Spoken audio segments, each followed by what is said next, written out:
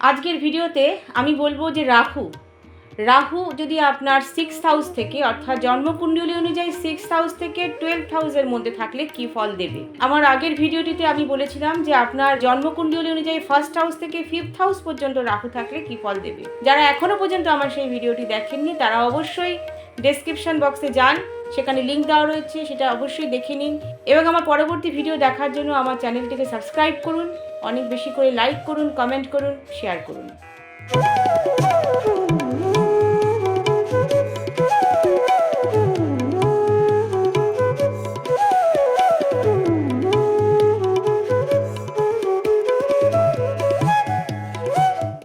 আমি আগেই বলেছিলাম, তবু আরেকবার আমি বলে দিই, রাহু কিন্তু আমাদের সৌরমণ্ডলের একটা অপ্রকাশ গ্রহ অর্থাৎ ছায়া গ্রহ। রাহুকে আমরা কেউ দেখতে পাই না, কিন্তু রাহুর যে অবস্থান সেটা কিন্তু আমাদের জীবনে মারাত্মকভাবে একটা কার্যকর হয়। আমাদের তার যে এফেক্ট সেটা কিন্তু আমাদের জীবনে পড়ে। রাহু যেহেতু তাকে দেখা যায় না, ছায়া গ্রহ, সুতরাং তার মধ্যে একটা ইলিউশন, তার মধ্যে একটা ভ্রম এটা কিন্তু থাকে। এবার বলি 6th হাউসে রাহু থাকলে কি হবে।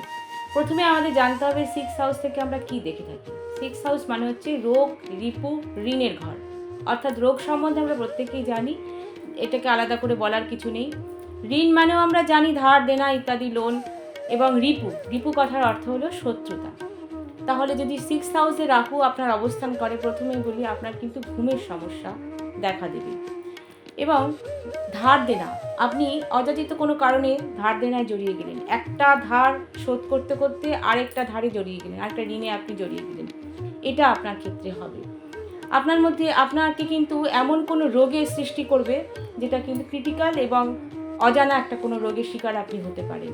আপনার বন্ধু বান্ধব খুব কাছের বন্ধু, আপনি তাদেরকে দেখলে বুঝতেই পারবেন না, কিন্তু তারা কিন্তু আপনার বিরুদ্ধে গিয়ে অন্যের কাছে শত্রুতা কিন্তু করবে, আপনার সঙ্গে তারা পিছন থেকে শত্রুতা করবে, আপনি কিন্তু বুঝতে পারবেন না।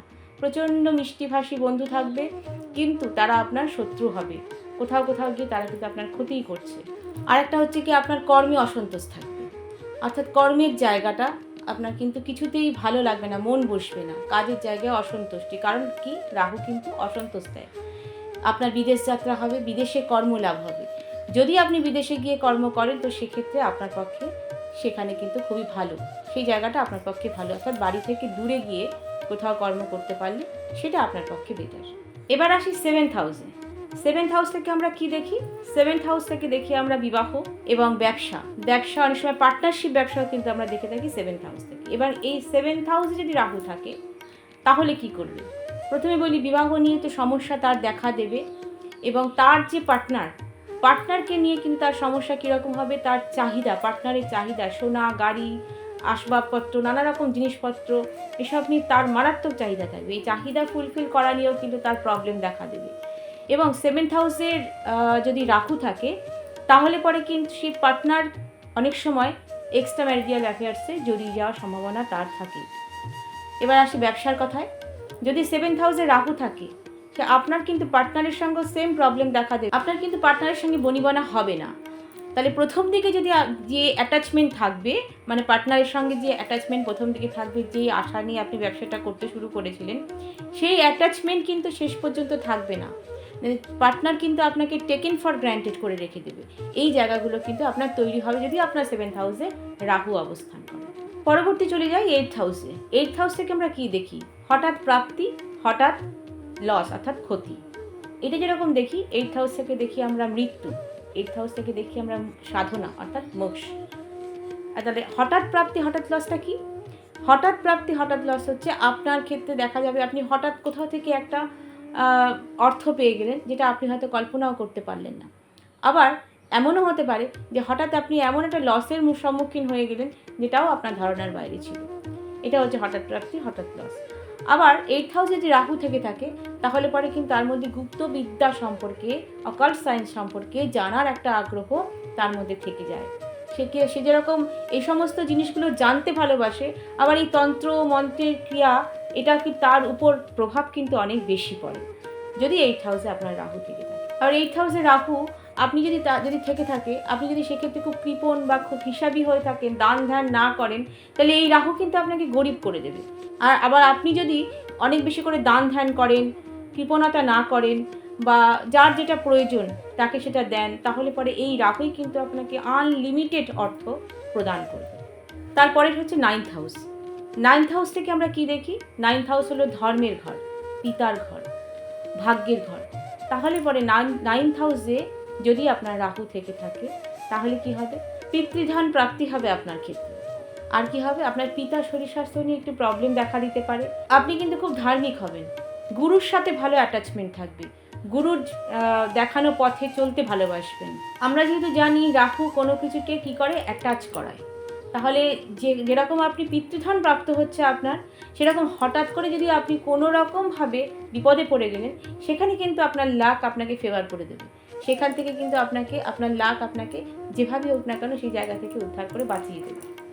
পরবর্তী যে 10th হাউস। 10th হাউস হচ্ছে আমাদের কর্মের ঘর। আর এই ঘরে যদি রাহু থেকে থাকে তার মানে কি হবে? আপনার চতুর্থ ঘর অর্থাৎ ঠিক অপোজিটে সেখানে কিন্তু কেতু বসে আছে। তাহলে আপনি কিন্তু গৃহে থেকে শান্তি পাবেন না, গৃহে থেকে কর্ম করে আপনার সেই স্যাটিসফ্যাকশন থাকবে না। আপনি যদি বাইরে কোথাও চান্স পেয়ে যান বিদেশে যাওয়ার, সেখানে কিন্তু আপনি কিচ্ছু না ভেবে সেখানে চলে যাবেন কর্ম করতে এবং সেখানে সেটেল হওয়ার চেষ্টা করবেন। সেই জায়গা থাকবে আপনি কাজ পাগল মানুষ, কর্মটা আপনার কাছে, আপনার কেরিয়ার, আপনার কর্ম সেখানে কিন্তু সবার আগে, সব কিছুর আগে কিন্তু সেটা আপনার কাছে বেশি ফোকাস থাকবে আপনার জীবনে। পরবর্তী হচ্ছে 11th হাউস। 11th হাউস থেকে আমরা কি দেখি? প্রাপ্তি, আপনার বাসনা পূর্তি, আপনি যেটা মনে চাইছেন সেটা পূরণ হবে কি না সেটা দেখতে হচ্ছে আমরা 11th হাউস থেকে। আবার 11th হাউস থেকে কিন্তু আপনার পার্টনারশিপ ব্যবসাও দেখে থাকি। এই হাউসে যদি রাহু থেকে থাকে তাহলে পরে আমি প্রথমে বলি পার্টনারশিপের কথা, সেক্ষেত্রে কিন্তু আপনি লাভবান হবেন। আমি যেমন বলেছিলাম যে 7th হাউস রাহু থাকলে পার্টনারশিপ নিয়ে আপনার সমস্যা দেখা দেবে, সেক্ষেত্রে কিন্তু 11th হাউসে যদি আপনার রাহু থেকে থাকে পার্টনারশিপ আপনার ক্ষেত্রে অনেক বেটার হবে, ভালো হবে। আপনি একটু বন্ধু অৎসল হবেন, বন্ধুদের সঙ্গে অ্যাটাচমেন্ট আপনার খুব ভালো বেশি থাকবে। আপনি হয়তো বাড়িতে শুয়ে বসে সময় কাটাচ্ছেন, বাড়ির লোক কোনো কাজ করতে বললো, আপনার ইচ্ছে করছে না, সঙ্গে সঙ্গে বন্ধু ফোন করলো যে একটু বাইরে আসবি, একটু আড্ডা মারতে যাব, আপনি একদম কোনো দিকে তাকাবেন না, সঙ্গে সঙ্গে আপনার হয়তো শরীর খারাপ, আপনি সেখানে চলে যাবেন। অর্থাৎ বন্ধুদের সঙ্গে পার্টি করা, আনন্দ করা, মজা করা, ঘুরতে বেড়ানো, এগুলো আপনার কাছে খুব ভালো লাগবে আপনার এই জায়গাগুলো। অর্থাৎ আপনি খুব আনন্দপ্রিয় একজন মানুষ। এবার দেখুন, যদি আপনার 12th হাউসে রাহু থাকে তাহলে কি হবে? 12th হাউস থেকে আমরা কি দেখে থাকি? ভ্রমণ দেখি, ব্যয় দেখি, আর কি দেখি? হসপিটাল দেখি, জেল হাজত হবে কি না সেটা দেখি, আর কি দেখি? মোক্ষের ঘর অর্থাৎ আমাদের স্পিরিচুয়ালিটিও কিন্তু দেখি এই 12th হাউস থেকে।